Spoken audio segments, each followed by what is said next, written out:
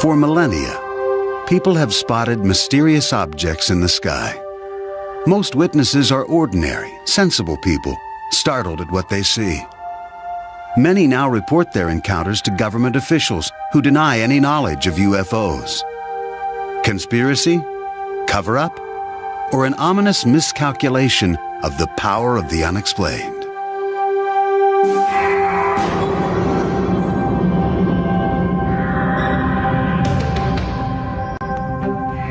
(1980), 140 miles outside London on the east coast of England.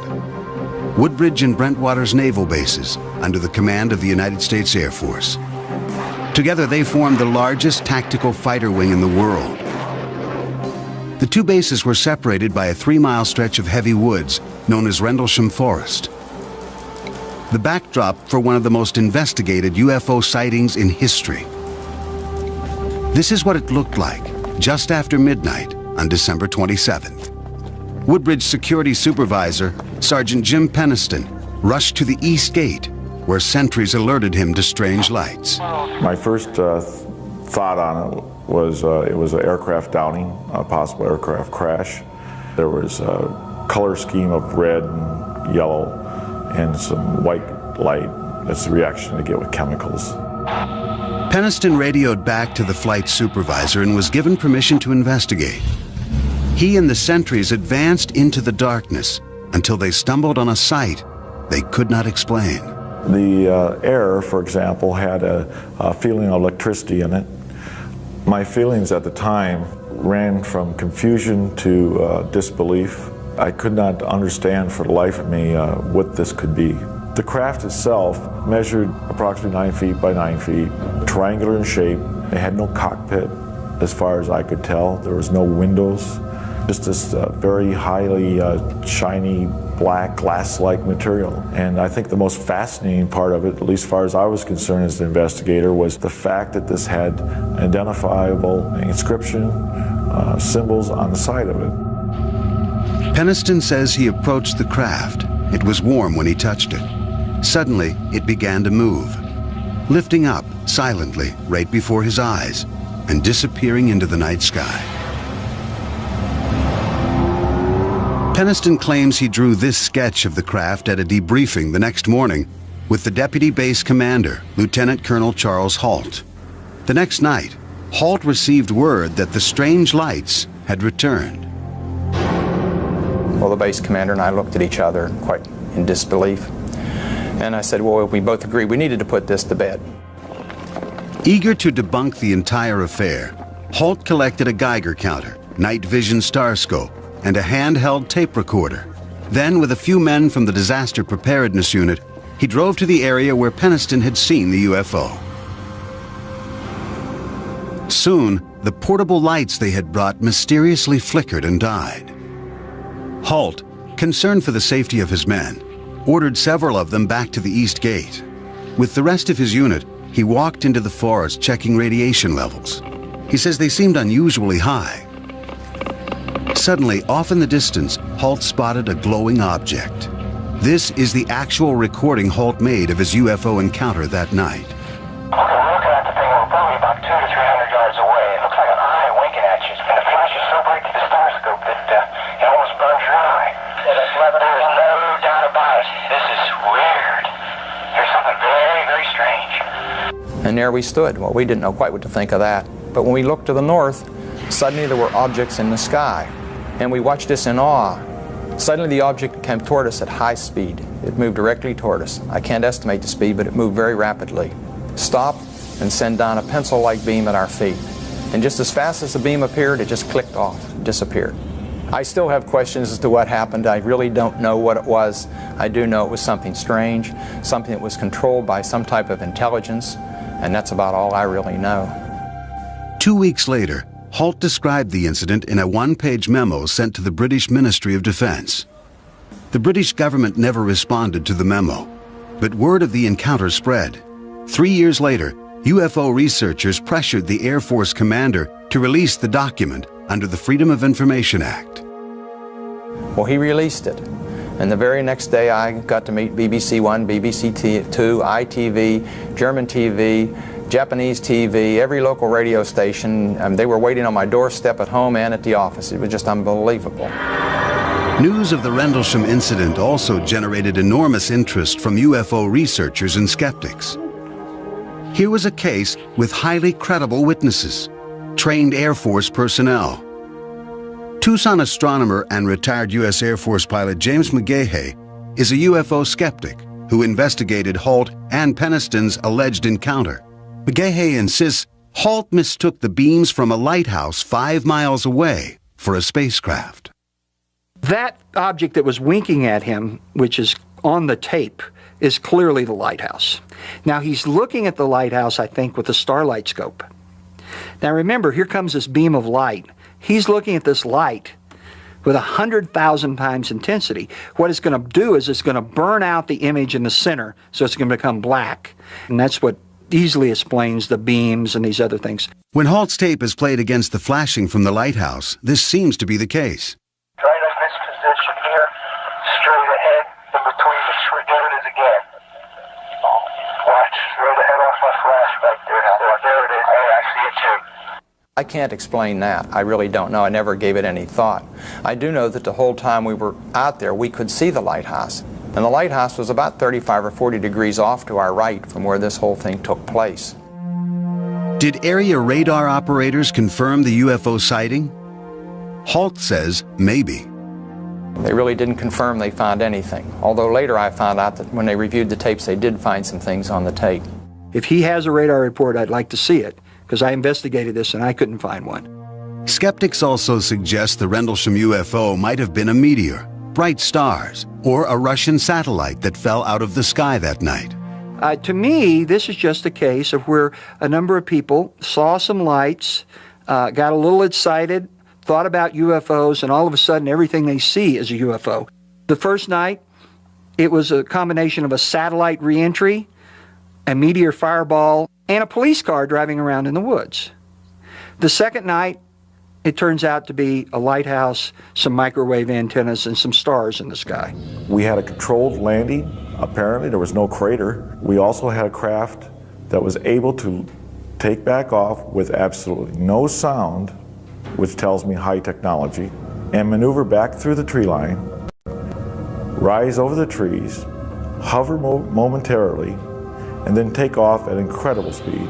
It's just totally ridiculous to even consider that it was a Russian satellite or a meteor. Impossible. In 1991, believing serious questions were still unanswered, the British government finally responded to the Rendlesham incident. Nick Pope, its top UFO investigator, reopened the case. I've always felt that Rendlesham Forest is a case which displays a lot of important factors all drawn together.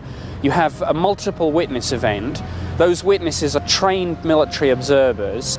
The Defence Radiological Protection Service had no explanation as to why the radiation readings taken by Colonel Halt's team were so high. Undoubtedly, something very strange had happened there. Pope requested further investigation. The British government said no and closed the file. Perhaps in part due to this fact, Sergeant Penniston arrived at the site at approximately 1 a.m. and re-emerged from Rendlesham Forest after dawn, but can only account for less than an hour of his time. Skeptics question how Penniston could make such an historic discovery and yet not report back to the base for several hours. What we had thought was apparently only maybe an hour's worth of investigation time turned out to be 4 hours. I got a feeling that might have been the adrenaline. We were pumped up at that point in time. What is it that Penniston says he saw and touched that night? To this day, he is perplexed by the entire incident. Something that can sustain a controlled flight, something that has mass, something that makes no sound, and something that can take off at incredible speeds back up into the atmosphere. Explain it. I can't. Unknown forms in the sky surprise and alarm citizens below, sometimes causing governments to do battle with the unexplained. Belgium, the center of Europe, and the focus of one of the most famous UFO encounters in history.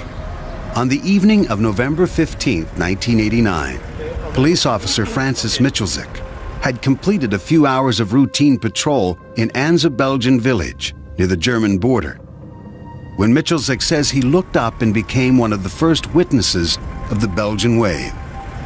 Nous avons observé une masse importante qui était dans le ciel. We saw a large mass in the sky, a triangular mass with three lights oriented downward, about 200 meters from our police van. Cet objet ne faisait pas de bruit et était immobile. The object was silent and immobile. This object did not correspond in any way to anything we'd seen before. À ce que nous avions déjà pu voir dans le passé. 2 weeks later, Dieter Plumens, a member of the Gendarmerie, the Belgian National Police Force, heard over his police radio fellow officers nearby reporting a strange object in the night sky. At first, when we heard our colleagues talking to dispatching, we thought they were crazy. Plumens requested permission to investigate, and when he reached the edge of town, he says he witnessed an astounding sight.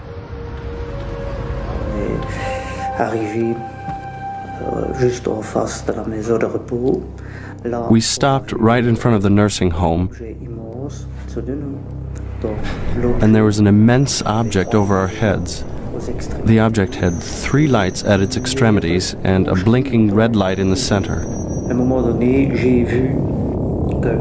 At a certain point, I saw a small object leave the large thing, an object which was also flashing, which came straight down and then turned and flew around the back of the nursing home. After that, the large object transformed itself into a single light, and we followed it toward Germany. Belgian radio and TV soon were filled with reports of similar sightings, prompting hundreds of calls to the office of the top UFO research group in Belgium, known by its acronym SOBEPS. Over the next several months, researchers documented more than 800 so-called close encounters. SOBEPS eventually published 2 thick volumes on the Belgian wave. Specific characteristics of the phenomenon were reported by many people. We have hundreds of reports of people who mentioned something below a distance of 100 meters. Then, on March 30th, 1990, the Belgian wave story took a dramatic twist. Near midnight, several police officers called a NATO radar installation with reports of a UFO. Within an hour, that facility and a second radar station were both tracking an unknown flying object.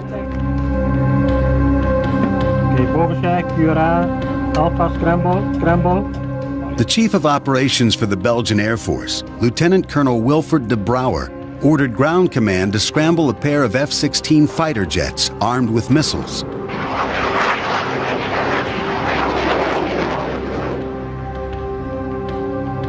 A supersonic high-tech cat-and-mouse game ensued. The jets' radar locked on to their targets 9 times. But with each lock-on, the object drastically changed its position. After an hour, the F-16s lost contact and returned to base. For weeks, the encounter was kept under wraps, but Colonel de Brouwer felt compelled to share what he knew. During an interview with a reporter from one of Europe's most popular magazines, Paris Match, de Brouwer described what happened. The story stopped the presses. Within days, de Brouwer called a news conference and told reporters from around the world what he knew and what he didn't know. This is what the pilots saw on their radar. The UFO appears as a diamond in the center of the screen. What these pilots detected was well outside the normal flying envelope of an airplane. In other words, sometimes they had what we call lock-ons on a target, which gave a parameters varying from speeds between 150 knots till 990 knots. an acceleration which occurred in a few seconds. These speeds would be impossible to tolerate for a human being. Colonel de Brouwer never suggested the mysterious flying craft was from outer space. He only said its speed and rate of acceleration were unexplained.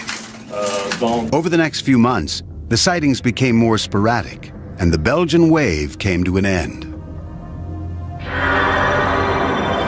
Did the skies over Belgium become a way station for alien spacecraft? If not, what did thousands of people witness? Physical evidence is the key to proving the existence of UFOs. The Belgian wave, despite hundreds of credible eyewitnesses, has produced only one piece of convincing evidence. This photo, taken by a civilian bystander in the town of Petit-Rechon. The photo was examined by former NASA scientist Richard Haynes, a specialist in vision, optics, and human perception. My analysis of the Petit-Rechon photograph suggests very strongly to me that the object that was photographed does not obey laws of physics as we know them. Second point I would make is it's not a forgery. And finally, I think that there may be some clues in this photograph having to do with propulsion and lift. Belgian scientists and skeptics tried to calm what they considered the UFO hysteria of the Belgian wave. A professor at the Astrophysics Institute at Belgium's prestigious University of Liège, Pierre Mega, decided to put the Petit-Rechon photo to his test. We tried to reproduce this photograph, and we produced this picture, which is well, very close to the original picture. So I think the only way to go ahead and to try to understand more is to do as we did, to analyze the witness report together with the photograph and to see if everything is consistent. And there are so many inconsistencies that it's very hard to believe it's a true picture. I don't see how someone could recreate this down at almost the grain level of the film. It would take a Steven Spielberg kind of a capability to do this in a technical laboratory. The most convincing evidence for the skeptics' position involved the radar lock-ons by the F-16s. Belgium's Electronic War Center analyzed the radar tapes and found that the object descended below ground level at some points, a physical impossibility. The center concluded that all but one of the radar lock-ons were really caused by electromagnetic interference or unusual atmospheric conditions. Eventually, even SOBEPs agreed, but one major question remains unanswered and unexplained. Experts say that when ground-based and air-based radar track the same object simultaneously, the object is real. One of the lock-ons, a simultaneous tracking of the UFO by one of the F-16s and the ground radar station, has never been explained. If I remember, it's lock-on number 9, which has some very weird characteristics. And these characteristics doesn't fit with atmospherical explanation, not at all. Thousands of people still wonder if what they saw came from another world. Others ask if that single perplexing radar report is a clue to civilizations in distant galaxies. Questions for those who find answers in the unexplained. For years, the U.S. government seriously investigated sightings of UFOs. Thousands of cases passed through the hands of military and other government agencies. Most of these cases had rational explanations. The rest remained classified as unexplained.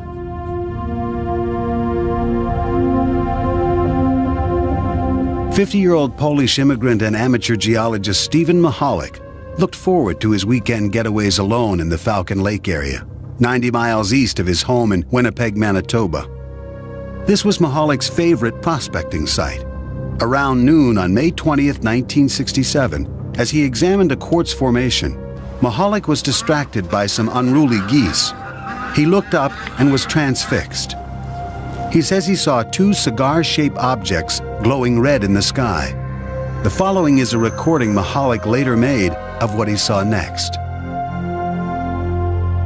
The size, was amazing. And here they're coming down. With speed, I just can't describe. Amazing speed. Mahalik says one of them stopped, suddenly accelerated, then disappeared. The other landed about 50 yards away. He watched in awe. I hear shh, and I hear a high-pitched whistle of running equipment, pumps on high speed. When the thing landed, it was of gray-pink color. It's stainless steel, and it was pink hot. And I can feel the breeze on my face that thing is hot outside. There was my notebook, there was my pencil, so I sketched this thing. Mahalik claims it was round, about 40 feet long and about 10 feet high. His curiosity took hold, and he approached the craft. He examined the outside of it, slowly touching the glowing skin with his gloved hand. It was fiery hot, nearly melting the palm of his rubber glove. Mahalik says the craft rotated, turning its grid-like exhaust vent toward him. Suddenly, the blast of hot gas from the vent knocked him to the ground, setting his shirt and undershirt on fire. The craft suddenly lifted off the ground, according to Mahalik, and soared straight up.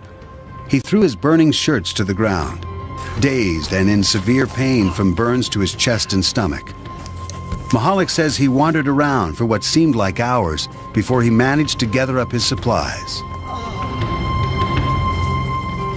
He found his way out of the woods, caught a bus, and later that night arrived back in Winnipeg. Still in pain, he rushed from the bus station to nearby Misericordia Hospital, where he was treated for first-degree burns. Mahalik claimed the blast from the craft had etched a grid-like pattern into his abdomen that matched the pattern on the exhaust vent. The next day, Sunday, he was spirited off to the St. Regis Hotel after convincing the managing editor of Winnipeg's highly regarded daily newspaper, the Winnipeg Tribune, that his extraordinary encounter was real. At that time, I said, okay, as any newsman would have done, draw it. I gave him a piece of paper.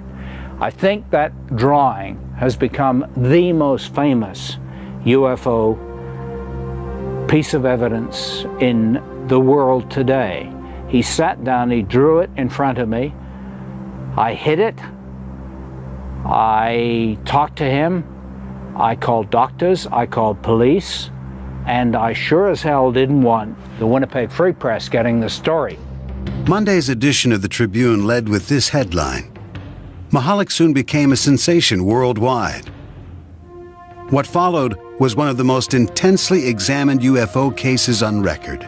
Over the next 2 years, Mahalik's burns kept recurring, and no one could explain why.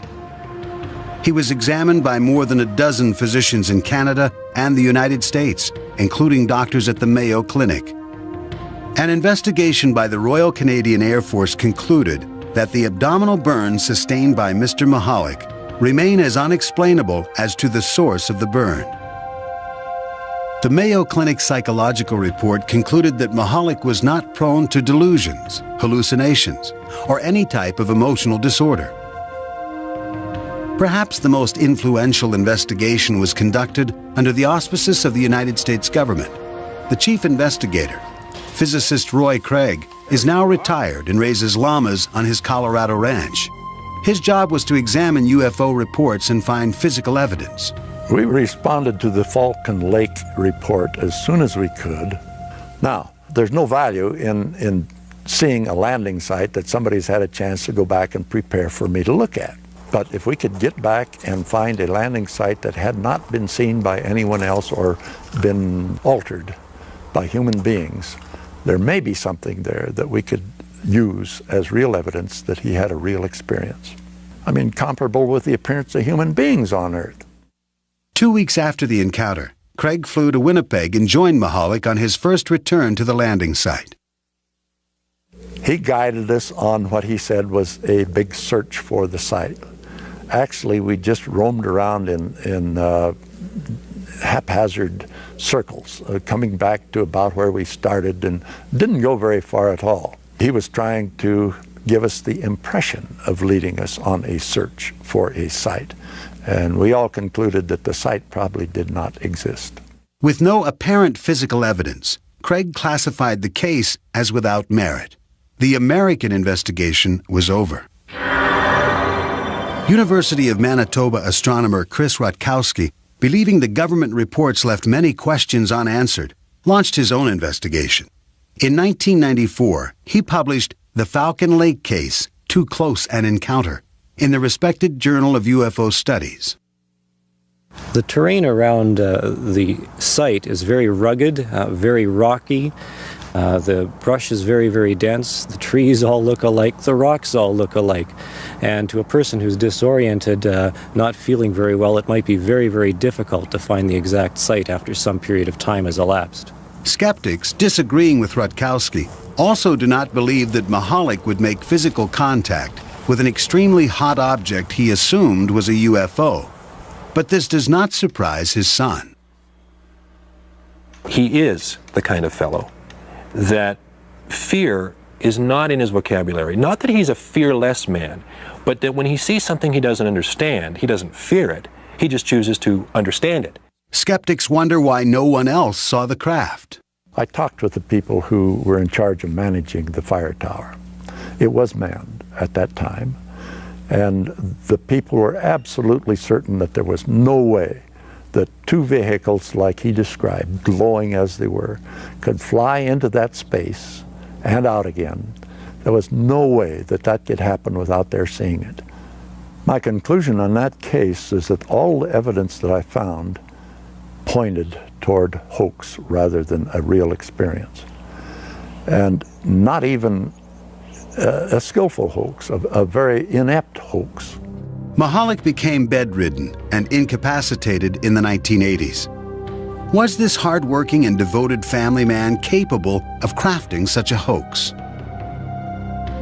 For my dad to fabricate something as large as this would require more than I think he had. More than he has. He's a simple man. He grew up and lived a very straight, hard life. This was no con man. This was a man who later went down to Mayo. They couldn't figure it out. I couldn't figure it out. The doctor I had there couldn't figure it out. I am not about to be taken by anybody. This guy didn't take me. This guy was legit. Stephen Mahalik never wavered from his story. He believed he had encountered a UFO. Roy Craig and the U.S. government disagreed, but they never classified the case as solved. The official report lists Mahalik's sighting as unexplained. In the past, the U.S. government routinely took a keen interest in reports of UFOs. Now, it denies any investigative role, leaving only questions for witnesses of close encounters with the unexplained. On the night of March 8, 1994, something strange was sighted in the skies over Holland, Michigan, on the southeastern shore of Lake Michigan. Witnesses were startled and called police. There were at least 4 lights, and they were all flashing like okay, they were in a sequence. It was a kind of like a V. There was like probably 4 or 5 lights, and they were all flashing right in a row from the top all the way down to the bottom. The lights hovered over the outskirts of town near the home of Holly and Daryl Graves. Their 15-year-old son, Joey, was sitting in the living room watching TV. Out of the corner of my eye, I saw a light, and I looked out the window, and there was a round circle of light. I called my parents, and they were sleeping. They didn't know what was going on, and my mom, she called 911 to get a cop or someone out here to look at it. 911. We were just wondering, have you heard anything about these lights that are flickering up here? It's different. I've never seen anything like it. Okay, we'll have somebody check it out. It looked like a sphere. The lights were really weird because they changed, but they kind of faded into a different color, so it wasn't like regular lights. So it was kind of weird. We watched it up to about a half hour. just slowly moving south. We were just in awe, I think, about the whole thing. There was no noise. It was very peaceful out. We just stood there and watched this object. At that moment, Officer Veldhuis pulled in the driveway. What I saw were two bright lights. Their movement was something that really caught my attention. Their speed accelerated, and then it slowed down again. And I decided to have our 911 dispatcher contact a radar operator in Muskegon, Michigan. It was a clear night. It was about 10 p.m. I was alone on duty, and we had a call from the central dispatcher in Ottawa County, which is quite common for the police department to call us whenever they have any type of weather questions. Weather Service, Muskegon. Hi, Muskegon. This is Ottawa County 911 calling. You getting anything weird down in the southern Ottawa County area? Bouchon checked his radar for any images, what radar operators call returns. I'm seeing 3 of those. They're very strong. These are huge returns. I've never seen anything like this.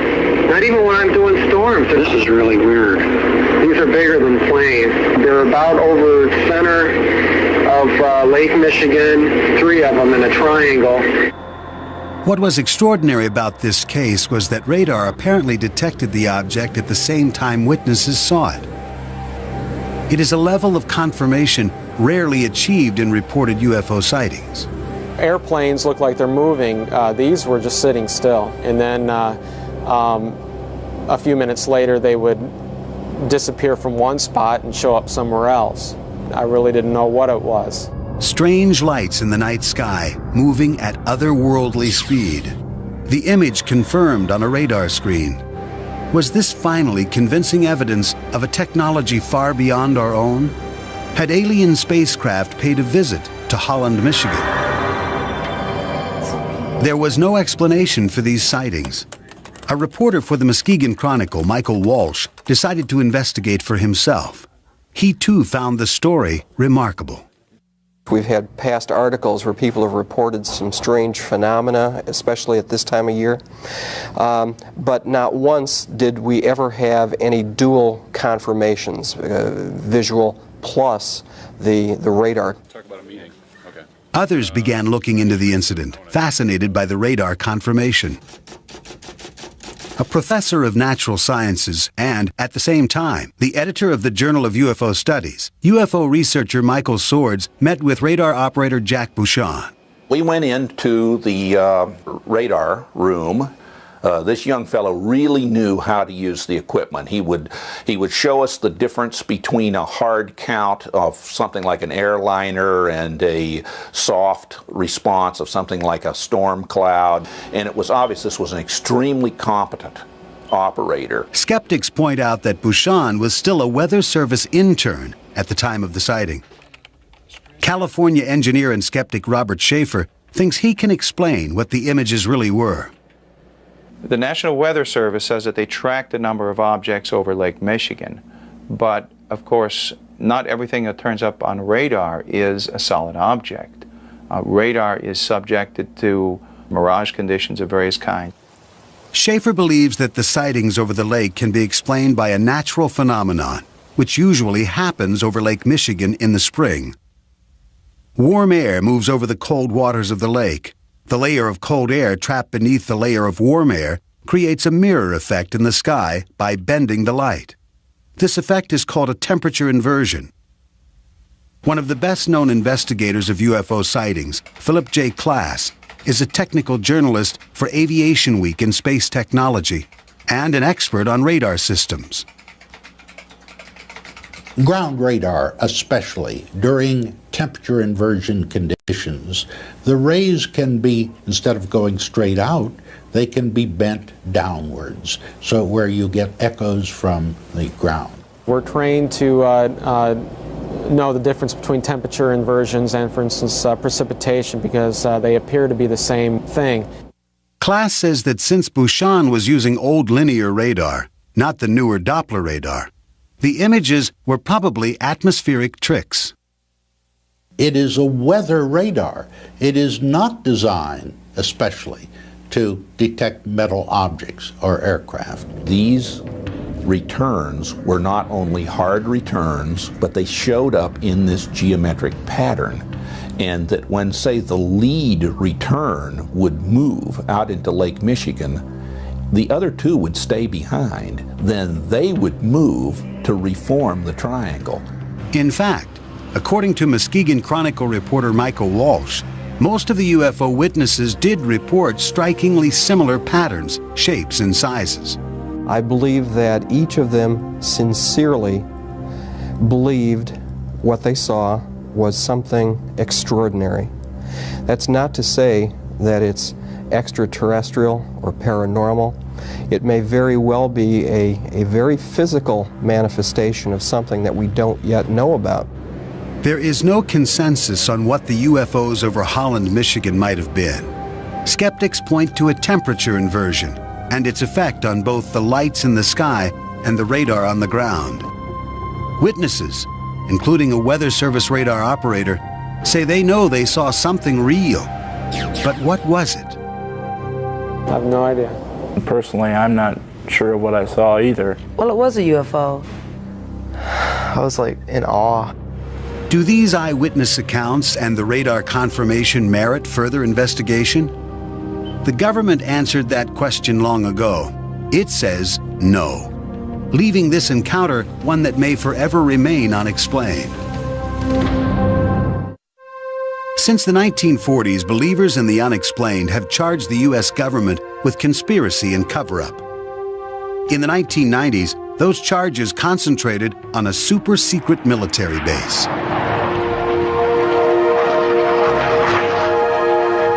In the heart of the desert, on the outskirts of Las Vegas, sits Nellis Air Force Base. 85 miles to the northwest is Restricted Area 4808E, popularly known as Area 51, a jumble of mysterious hangars and runways in one of the most desolate places on Earth. Officially, it does not exist. Here, the U.S. tests its most exotic and advanced flying machines. The B-2 stealth bomber, the Blackbird, and the U-2. The Area 51 control tower identifies itself to area pilots only as Dreamland. There are no tours of Area 51. Instead, soldiers carry loaded machine guns with the authorization to use them. This base, shrouded in secrecy, has become for many the focus of the world's fascination with UFOs and its hope for contact with extraterrestrial life. UFO fans from all over the world drive the extraterrestrial highway, a lonely stretch of road that hugs the perimeter of the base to Mailbox Road. From this location, hundreds of UFO sightings have been reported. The vast majority have been explained as lights from the latest earthbound military technology. Some, however, are harder to identify. Author Chuck Clark describes a remarkable craft he says he has seen many times. It can go from a hover to several thousand miles an hour and back to a hover instantly. It can make very sharp right-angle turns and sharper than right-angle turns. I've seen 120-degree turns at high speed. It appears and disappears in mid-air, things that normal aircraft don't do. UFO buffs contend the U.S. is testing an extraterrestrial craft at Area 51. But skeptics and UFO researchers agree that Area 51 is a UFO bust. Almost all the sightings I hear about happen at night. And at night, you can't judge distance. You can't judge easily height in the sky. You can't judge speed. You can't judge actual performance. What I think is that there are no UFOs there. There are no UFOs being developed there. There's no UFO technology there. Today, the government does not investigate UFO sightings, but for years, they were of vital interest. Beginning in 1948, the U.S. Air Force began what became known as Project Blue Book, the government's official UFO investigating arm. But both skeptics and UFO believers say Project Blue Book was half-hearted at best. As time went on, and especially after the year of 1952, Blue Book's mission was changed. It was changed from being a somewhat serious look at unidentified flying objects to be basically a public relations office to try to diffuse emotionalism that was occurring in the American public about this. So, because this was a rather unsatisfying task to the people at Wright-Patterson Air Force Base, they tried rather continuously from the mid-50s onward to get rid of this task. In 1966, the U.S. Air Force commissioned the University of Colorado to conduct a thorough evaluation of the UFO phenomenon. The Condon Commission, named after its chairman, Dr. Edward Condon, began an 18-month investigation that ended in controversy. Condon was an eminent physicist who ridiculed UFOs. He didn't take it seriously. He didn't spend time on the project. So the project went wrong because essentially from the top, not the scientific staff, but from the top, it was designed to help the Air Force get rid of the UFO problem. Well, how could it be designed to do that unless it said UFOs weren't important and weren't serious and weren't a scientific problem? Retired physicist and former investigator for the Condon Commission, Roy Craig, strongly supports the Commission's work. We'd have some excellent reports come in with all sorts of proof that there was a strange vehicle there. And each bit of evidence that we checked out turned out to not be what it really sounded like to start with. And the evidence just plain got less and less. The more we learned about the case, the less mysterious it became. The Commission considered whether UFOs were a threat to America's airspace, demanding military investigation. There was no threats to our security, therefore they really didn't have to interject themselves in the investigation. They could leave this over to civilian agencies. We don't have any national security defense against this anyway. And if these characters wanted to do something really overtly and catastrophically nefarious to us, this would probably have gone on a long time ago. The Condon Commission concluded that the government should stop investigating UFOs. As a result, in 1969, after 21 years and 15,000 UFO reports, including thousands classified as unexplained, the Air Force closed down Project Blue Book. But interest in UFOs remains high, despite the official position taken by the government. Was the government justified in terminating its UFO investigations? Most scientists and researchers, including astronomer Larry Chupik of Chicago's Adler Planetarium, say yes. We don't find that the stories of aliens in some government hangar are true. We don't find pieces of spacecraft. I think when people look at the sky and they don't know what they're seeing, they tend to think of unusual things. And they've heard reports. So reports can stimulate them to make their mind see something they're not really seeing. I don't reject the idea that there are flying saucers on Earth from elsewhere on the basis that has always been given that our universe is so vast that they couldn't get here and therefore they aren't here. We could not, because of our ignorance of our universe, say that other beings could not be here. I think it's arrogance to make that kind of statement on the basis of our current scientific knowledge. But that doesn't mean that I think they are here. I don't believe we've been visited by extraterrestrials. I haven't seen the evidence for it yet. So we say the question is very much open and should be studied carefully. For 30 years, I've been looking. I have yet to find a single piece of scientifically credible evidence to indicate that we have alien visitors. All we have are unexplained cases. Have we been visited by extraterrestrials? Could the elusive evidence be found in a small number of mysterious reports that defy explanation? Almost all of them turn out to be things we as scientists can identify, even though most people couldn't. Now, those last few are always questionable because neither we nor the observers know what they are. These are the unexplained. People will always stare at the sky and wonder about its mysterious images. They then will turn to their leaders for answers. the leaders turned to science. In the end, people have a choice. Accept the answers of science or embrace what lies in the vast reaches of the unexplained.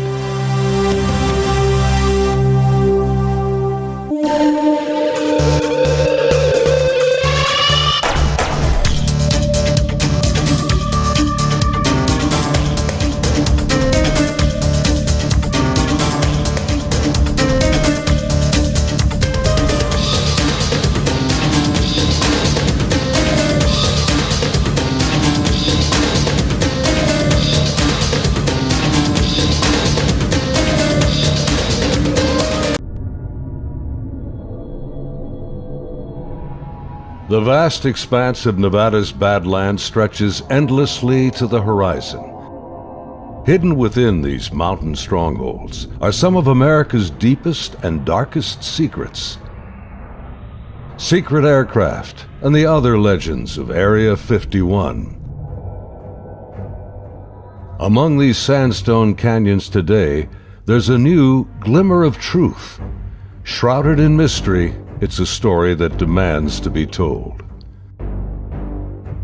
These are the witnesses of one of America's most unusual UFO encounters in history. Navy veterans and a band of brothers that want you to know that what they witnessed is real. This is their story. Petty Officer Jason Turner served aboard the USS Penniston in 2004. His personal conviction for democracy and patriotism guides him in his search for the truth. This is an actual event that happened, and I witnessed it. Aviation tech Patrick Hughes, a USS Nimitz veteran, he speaks for his shipmates who choose to remain silent. I'm one of those who has to see to believe, and obviously I've seen the evidence of this, so it exists.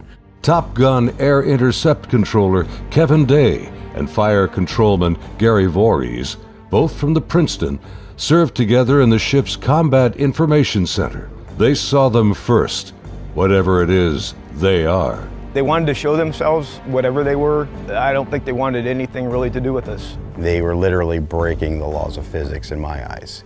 These sailors are here for truth and vindication, and their story goes back over a decade to a time and place that marked a departure for all of them, both in their Navy careers, but also in their knowledge of the limits of man's technological understanding of our world.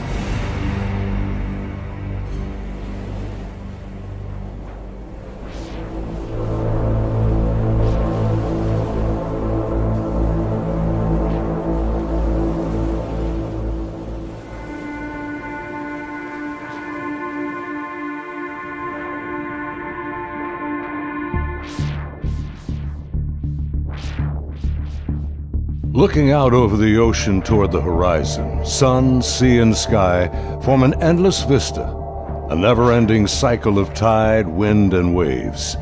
Here, far from shore, strange events have unfolded. These stories stretch the boundaries of our imagination and challenge our beliefs. This is a true story of such events from the accounts of the sailors and naval aviators who experienced them. Professional military service members who want the world to know that what they encountered is real. Even more troubling, our military has no explanation.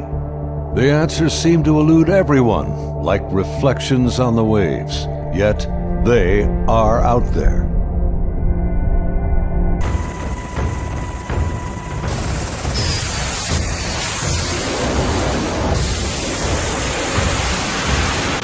November 10th, 2004. 90 miles southwest of San Diego, California, in the Naval Operations Area, the Nimitz Carrier Strike Group and her complement of warships and the aircraft of Air Wing 11 are conducting a routine 2-week training exercise. Nearby, the guided missile cruiser USS Penniston has been tracking unknown aircraft that appear and disappear from her sophisticated Aegis radar screens. The Spy 1 Bravo radar is one of the most advanced sensors ever deployed. Penniston's main role is air defense of the strike group and Operations Specialist Senior Chief Day is in charge of protecting the airspace around the Nimitz. And my job was to man the radars and ID everything that flew in the skies. And I also sat a position called Anti-Air Warfare Coordinator, where if we ever had to go to war, I was the guy that was going to launch the missiles and kill shit. In addition to that, I was the Air Intercept Controller. When the Super Hornets take off the carrier, I'm the guy that takes control and takes them to the fight and gets them home safe.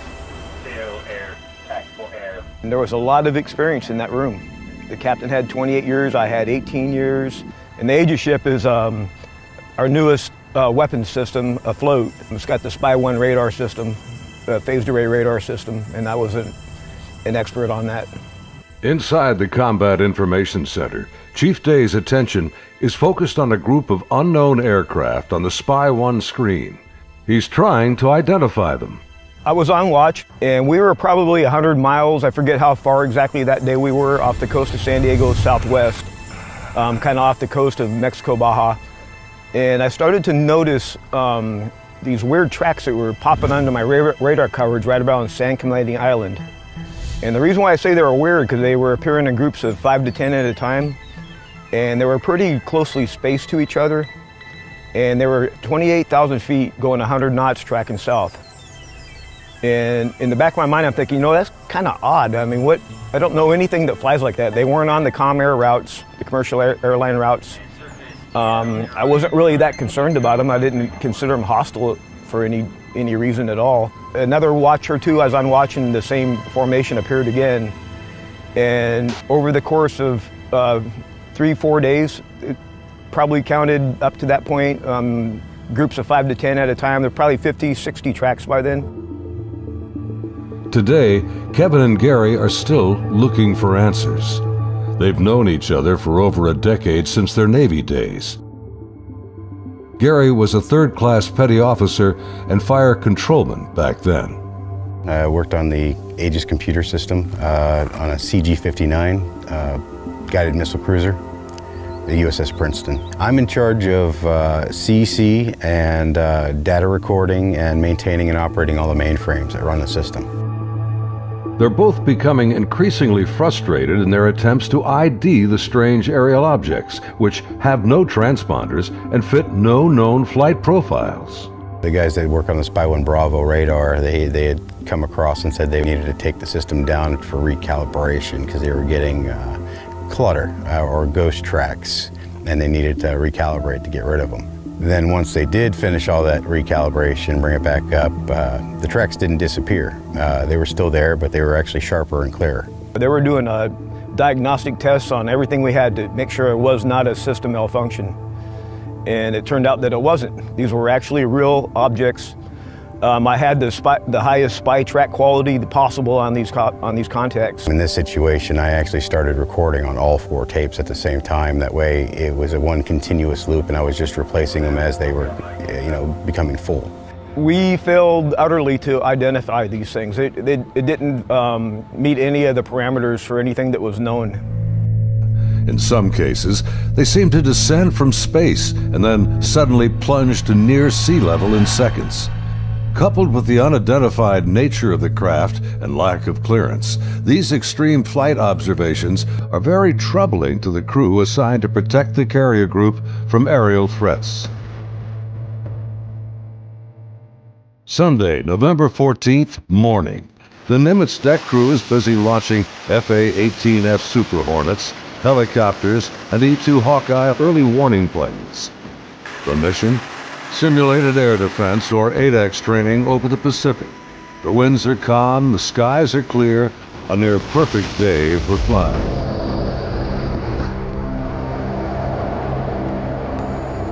As they launch, the Black Aces Squadron has no knowledge of events happening nearby. In the back of my mind, that's when I determined I was going to become concerned about these objects, is we were getting ready to launch a whole bunch of aircraft in that same piece of sky.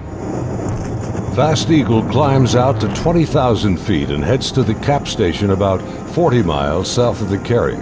The cap is a rendezvous point used to form up with the other airplanes. Just 25 miles separation. The commander of Fast Eagle has over a decade in the Air Wing. His wingman for the day is a new pilot, a young officer on her first carrier deployment.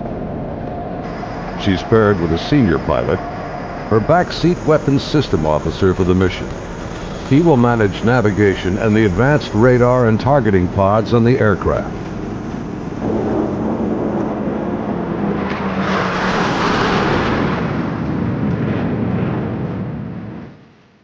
Overhead, an E-2 Hawkeye from the Wallbanger Squadron is on station directing the aircraft.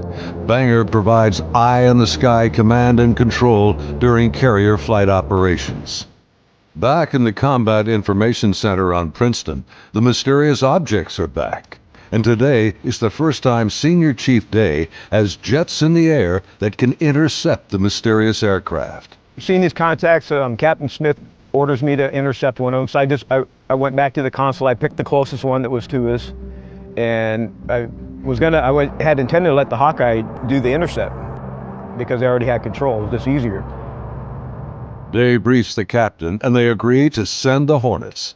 The air intercept controller aboard Penniston, call sign Charlie, radios the Hawkeye and takes control of Fast Eagle. Banger, Charlie. Charlie, this is Banger, go ahead. Banger, Charlie. Do you hold unknown air contact? Bra 270-48, 28,000 feet, bogey. Charlie, Banger, negative. Radar picture is clean. The E-2 radar operators have been frustrated in their attempts to get a radar return on the unknown aerial target that Penniston is tracking. Even with their 24-foot radar dish, they can't get a lock on the object. Banger, Charlie.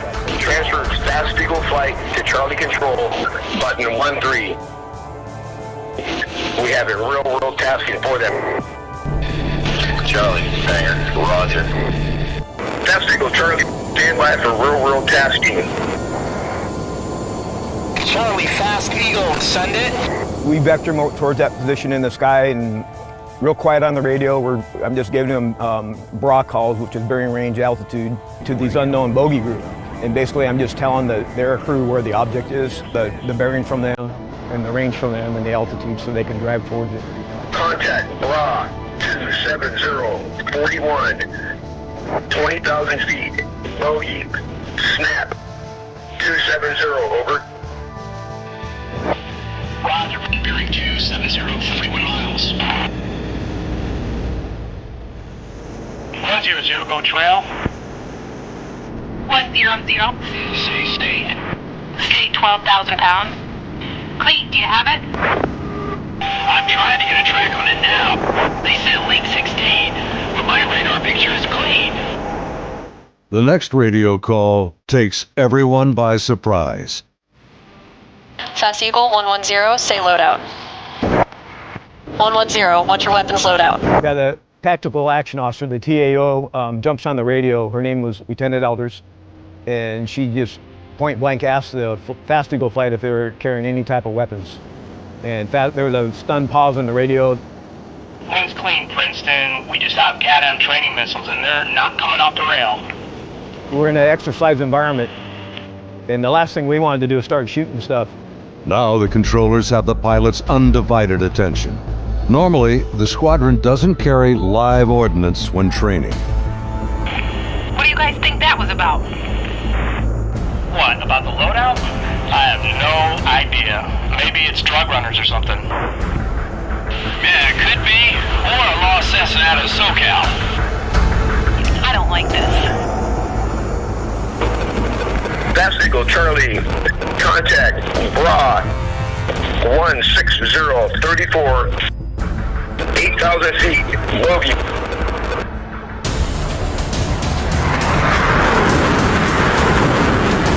Roger, 34 miles at 8,000. Committed, your call, continuing. As Fast Eagle approaches the target, they see nothing unusual. Their onboard radars can't get a lock on the object. Fast Eagle, Charlie, bra 160-10, 8,000 feet. Roger.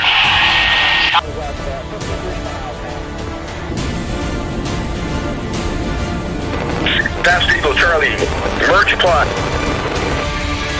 Basically what the merge plot means on the radar, you got two objects in the same vertical piece of sky, so when I'm looking at the 2D display, it looks like a one radar blob now. Confirm the object appears stationary. I had it at 17.7. Showing, again, basically no airspeed on it. Hey, you guys seeing us? What is that?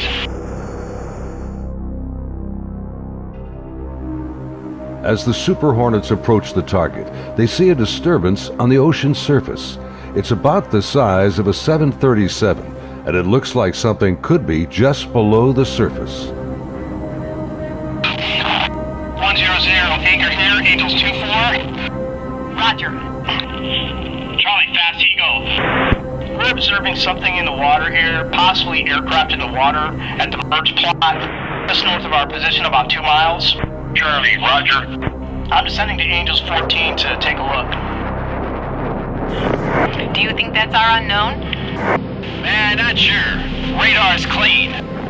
As soon as he got to the merge plot position, the object that he was intercepting dropped from 28,000 feet down to 50 feet above the water in 0.78 seconds, as I found out later the next day. As the Super Hornets get closer to the ocean disturbance, he suddenly spots another craft above it, a much smaller white object with an oblong shape, hovering, then darting just above the waves.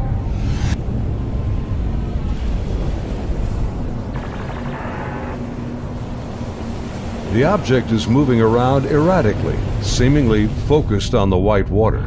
The shape is similar to a tic-tac. It's smooth like porcelain. It's not an airplane.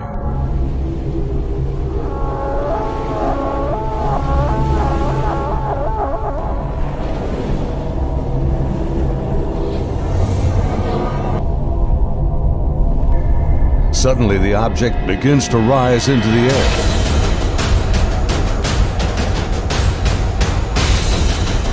Hey, this thing just turned on my nose. It's coming up. 2 miles. The strange craft begins mirroring the turn rate of Fast Eagle.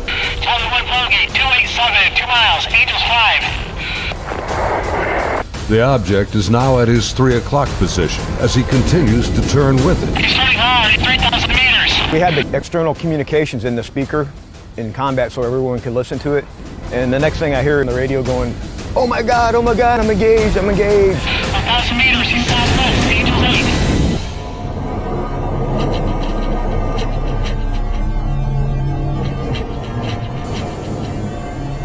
The commander is now about a mile away as he maneuvers his Hornet to get behind the unknown craft.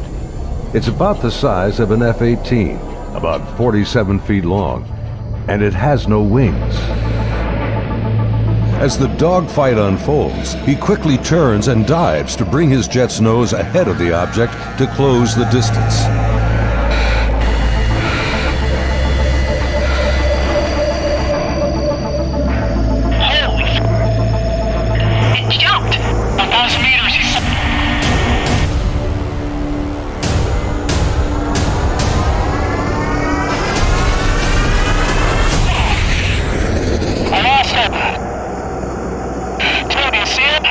Suddenly, the tic-tac rockets past.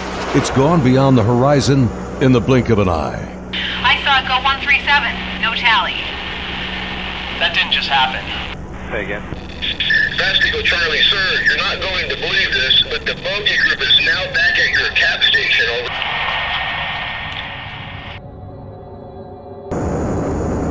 Over. As Fast Eagle returns to the area of the ocean disturbance, the object is gone, and the sea is once again calm.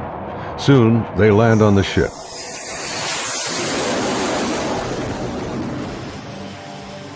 Back on board Banger, the flight crew has been listening to the radio transmissions from Fast Eagle. The crew has been tracking the intercepts on their advanced display systems called the CEC. One of the radar operators, who wishes to remain anonymous, describes hearing the fear in the pilots' voices, and he knows this is no drill. I had a good friend who flew on the Hawkeyes. We've been calling him Roger to protect his identity because He didn't want to come forward at this time, but he wanted to contribute to the story to verify that it actually happened. So there were 5 people in the airplane. Roger would have been sitting in the radar officer seat, which is towards the back middle of the plane. To the side of each one of them, or behind them, depending how the chair's rotating, is a window. Suddenly, his attention is drawn to something outside the Hawkeye.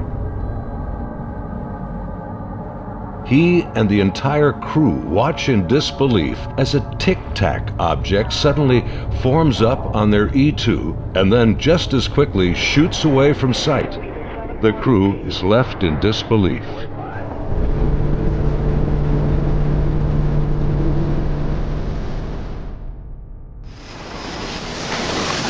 As Sanger returns to the ship, the crew is shaken. The highly unusual events are troubling, but what happens next has haunted them to this day. U.S. Navy officers quickly arrive and escort the aircrew to a secure space on the ship.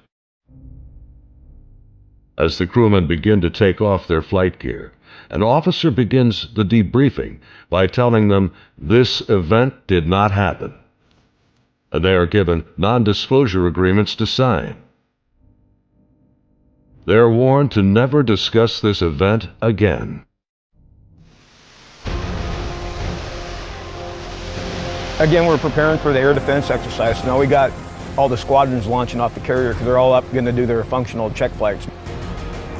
Senior Chief Day watched in disbelief as the tic-tac UFOs reacted to the incoming fighter jets.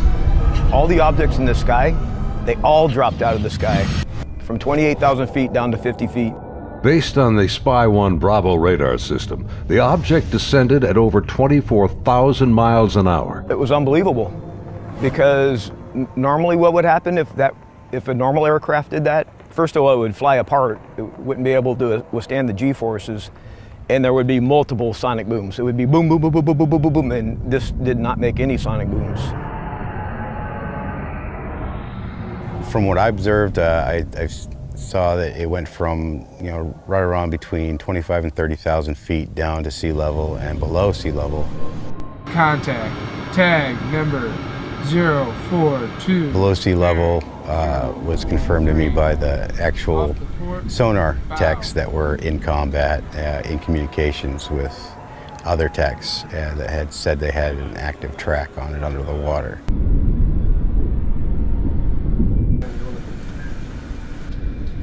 They're talking with their sonar guys on the sub that was with us, and I mean, I was told directly that it did go underwater. It went from being in the air to underwater. From what they were saying, it was going averaging about 500 knots under the water. So it did slow down when it hit the water, but it didn't affect it inertially. After the intercepts, both Kevin and Gary climbed up to the ship's bridge wing to get a better view of the objects through the binoculars. We'd go up to the bridge wing and look at them through the big eyes, which is heavily magnified binoculars that are out on the bridge wing of the ship. Even when I was off watch, I was usually up in combat anyway, and I was sitting at the console. I just picked the closest object to us, and I got the relative bearing from the ship, slave over to the relative bearing of about the right altitude, and saw this white light in the sky. The movements were smooth to erratic. They just moved from one point to another. It was always a very sharp and clean movement. It always felt like a constant speed, not like speeding up. Just it needed to go to that point, and it decided to do it at this speed. And then it would just go from nothing to the speed they were going to go, and then stop at the next point. Meanwhile, back on the Nimitz, aviation tech Patrick Hughes is working to secure the classified data recorders from the Hawkeye that encountered the tic-tac. We pull out the hard drives. We call them RMCs. We call them bricks because they physically heavy like a brick. But they contain the software to run the airplane. And they also record a lot of the data that the aircrew sees during the flight. So we take the removable stuff, we take it out, we go downstairs, back to our shop. Patrick's job involves tracking the chain of custody of the hard drives. Then we open up the safe, put them in the safe. We've got tracking sheets so we know what RMCs are what airplane. We know who signed him out, who put him in the airplane, who took him out of the airplane. As he gets ready to wrap up the mission, there's a knock on the door. Our commanding officer's there, 2 other guys in flight suits, who I'm assuming were Air Force officers, because pretty sure that's the insignia they had on. But they were not on the ship earlier. I did not see them come on the ship, so I'm not sure how they got there. But the skipper basically said, I need the bricks off the flight. We opened the safe, we put them in the bags. He took them, he took his 2 anonymous officers and left. The officers, with the classified hard drives in hand, soon board an HS-60 Seahawk helicopter and leave Nimitz.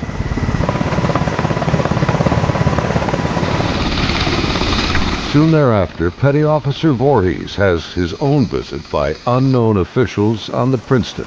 Once they landed and everybody got off, then about maybe 20 minutes later, I got called in to have all my data recording tapes turned over.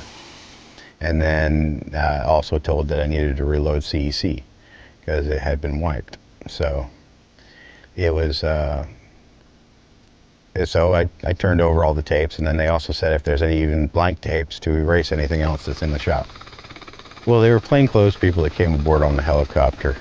It was my chain of command that took control of the tapes from me. The helo left with them after that, so because we went right back to flight ops.